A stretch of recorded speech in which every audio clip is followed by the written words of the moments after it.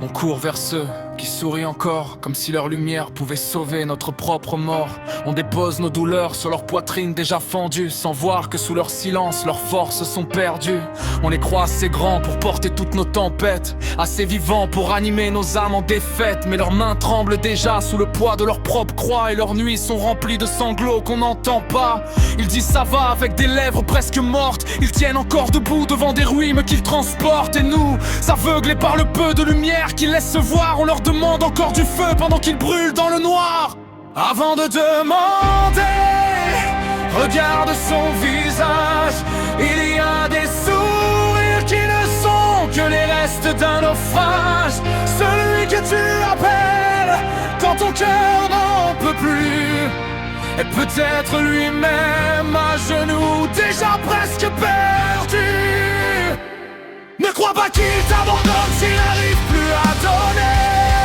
Il est peut-être en train de supplier la nuit de le laisser respirer. Les plus forts en apparence sont souvent ceux qu'on enterre vivants, ceux qui meurent en silence tout en aidant les autres à tenir devant.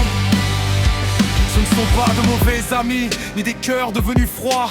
Ce sont des êtres brisés qui se cachent derrière leur foi.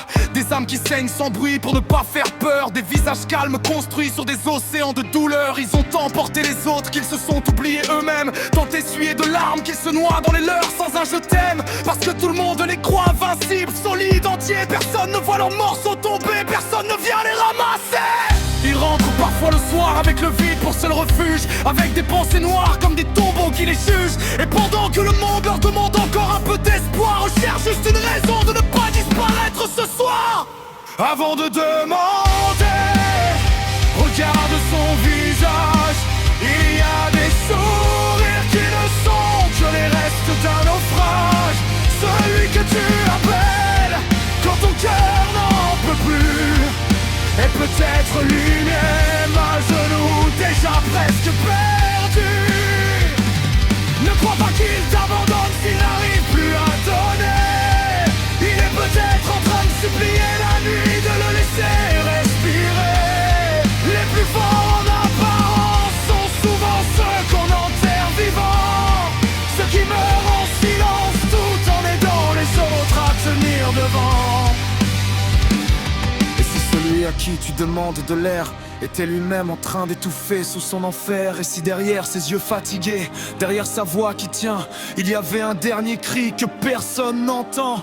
Il y a des gens qui prêtent leurs épaules pendant qu'ils tombent, qui tendent leurs mains pendant qu'ils glissent dans l'ombre. Des gens qui sauvent encore, même le cœur en morceaux, alors qu'en eux tout hurle, tout saigne, tout devient trop. Tu peux demander une aide à quelqu'un déjà détruit, un peu d'espoir à une âme qui s'éteint chaque nuit. Tu peux tendre la main vers quelqu'un qu'on croit fort, alors qu'il lutte en secret contre la paix de la mort.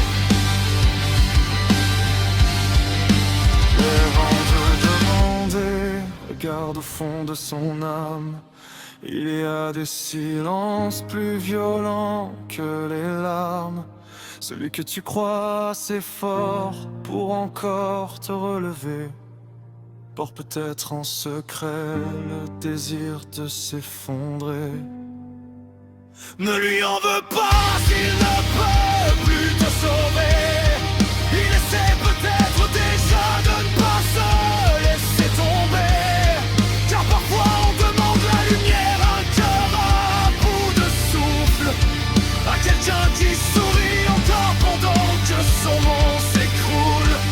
Et parfois celui qu'on appelle pour nous garder en vie passe ses nuits à se battre contre l'envie d'en finir avec la vie.